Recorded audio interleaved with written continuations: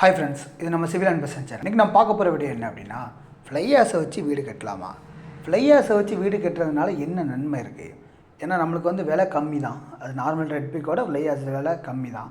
அப்போ ஏன் ஃப்ளை ஆஷை வச்சு வீடு கட்ட மாட்டோம்? ஏன் ரெட் பிரிக்கு போகிறோம் அப்படிங்கிற கேள்வி இருக்குது. அடுத்து வந்து பார்த்திங்கன்னா, ஃப்ளை ஆஷை வச்சு வீடு கட்டினா என்னென்ன பெனிஃபிட்லாம் இருக்குது, என்னென்னலாம் டிஸ்அட்வான்டேஜ் இருக்குது அப்படிங்கிற கம்ப்ளீட் வீடியோ இருக்குது.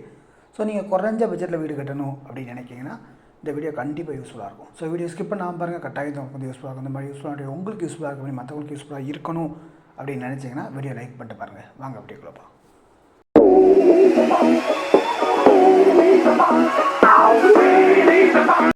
ஒரு அழகான ஒரு பிளான் தேவை, இல்லைன்னா வாஸ்துப்படி நான் வந்து வீடு கட்டலான் இருக்கேன். ஸோ அது எனக்கு தேவை. அது மாதிரி அந்த பிளானுக்கு எவ்வளோ மெட்டீரியல் வரும், மணல், சிமெண்ட்டு, செங்கல், அதுக்கான காஸ்ட் எவ்வளவு, அந்த பில்டிங்க்கான ஓவரால் காஸ்ட் எவ்வளவு அப்படிங்கிறது எனக்கு ஒரு எஸ்டிமேஷன் நான் பண்ணி தரணும் அப்படின்னாலும், இல்லை அப்படின்னா பிளானுக்கு என்ன சைஸில் பில்லர் போடணும், என்ன கம்பி போடணும், எத்தனை கம்பி போடணும், எவ்வளோ குவான்டிட்டி ஆஃப் ஸ்டீல் போடணும் அப்படிங்கிற கம்ப்ளீட் செக்சுரல் சம்மந்தமான டீட்டெயில் வேணும். இல்லை அப்படின்னா அந்த பிளானுக்கு எலிவேஷன் தேவை, முகப்பு தேவை.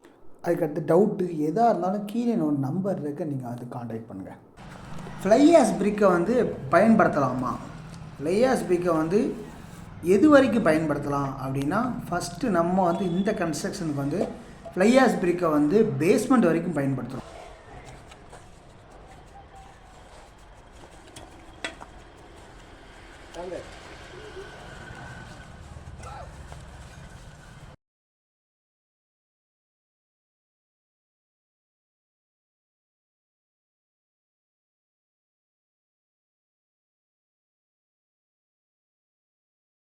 இந்த பேஸ்மெண்ட் வரைக்கும் பயன்படுத்துறதுக்கான காரணம் என்ன அப்படின்னா, பேஸ்மெண்ட்டில் நம்ம வந்து மண் போடுவோம் பார்த்திங்களா, மண் போட்டு தண்ணி ஊற்றி இருக்குவோம். அந்த தண்ணியை வந்து நம்ம ரெட் பிரிக்காக இருந்ததுன்னா அப்சார்ப்ஷன் வந்து அதிகமாக தண்ணியை வந்து அப்சர்வ் பண்ணும். நம்ம ஃப்ளை ஆஷ் பிரிக்கு வந்து தண்ணியை வந்து கம்மியாக அப்சர்வ் பண்ணும். ஸோ அந்த காரணத்தினால நம்ம வந்து ஃப்ளை ஆஷ் பிரிக்கை பேஸ்மெண்ட் வரைக்கும் யூஸ் பண்ணுறோம்.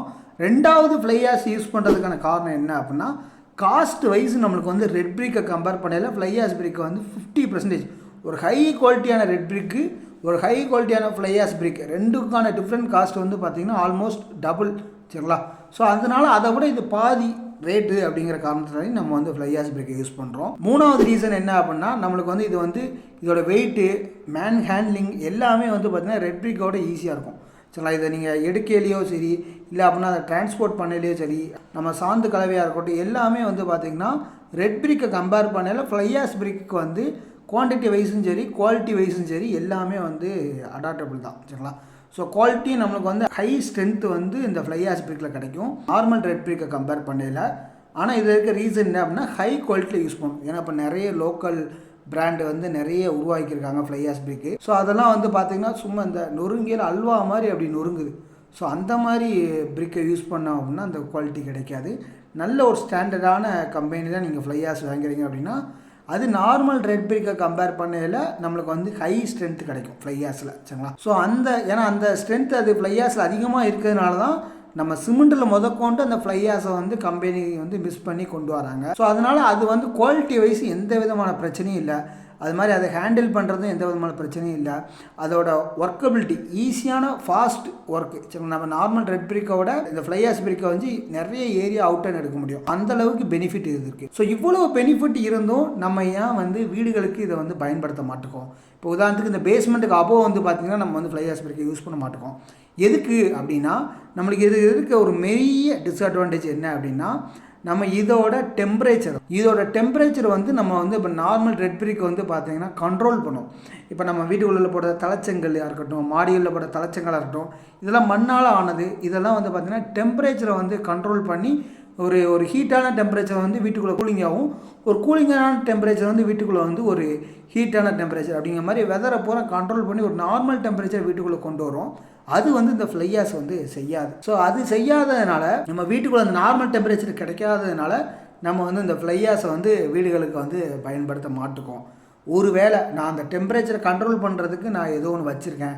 இப்போ வெயில் காலத்தில் நான் வந்து ஏசியோ, இல்லை அப்படின்னா குளிர் காலத்தில் நான் வந்து ஹீட்டர், அந்த மாதிரி ஏதோ சேஞ்சஸுக்கு நான் வந்து வச்சுருக்கேன், எனக்கு அந்த டெம்பரேச்சர் பிரச்சனை இல்லை அப்படின்னா, எனக்கு ஓவரால் கன்ஸ்ட்ரக்ஷன் காஸ்ட் கம்மி பண்ணணும், அடுத்து குவாலிட்டி வைஸும் அதிகமாக இருக்கணும் அப்படின்னு நீங்கள் நினச்சிங்கன்னா தாராளமாக ஃப்ளை ஆஷ் பிரிக்குக்கு நீங்கள் வந்து போகலாம். சரிங்களா? உங்களுக்கு இல்லை, நான் நார்மலாக இருக்க டெம்பரேச்சர் எனக்கு வேணும் அப்படின்னு நீங்கள் நினச்சிங்கன்னா நம்ம ரெட் பிரேக் தான் பெஸ்ட்டு. மற்ற எல்லா பிரேக்கை கம்பேர் பண்ணலையும் ரெட் பிரேக் தான் பெஸ்ட்டு சரிங்களா. ஆனால் குவாலிட்டி வைஸு காஸ்ட் வைஸு எல்லாமே வந்து பார்த்தீங்கன்னா ஃப்ளையாஸ் பிரேக் தான் பெஸ்ட்டு. ஸோ உங்களுக்கு எது வேணும் அப்படிங்கிறத நீங்கள் வந்து செலக்ட் பண்ணிக்கோங்க. ஸோ இந்த வீடியோ உங்களுக்கு யூஸ்ஃபுல்லாக இருந்தால் மறக்காமல் லைக் பண்ணுங்கள். அந்த மாதிரி தொடர்ந்து யூஸ்ஃபுல்லான வீடியோ வர நம்ம சேனலை சப்ஸ்கிரைப் பண்ணி வச்சுக்கோங்க. தேங்க்யூ ஃபார் வாட்சிங் திஸ் வீடியோ. தேங்க்யூ.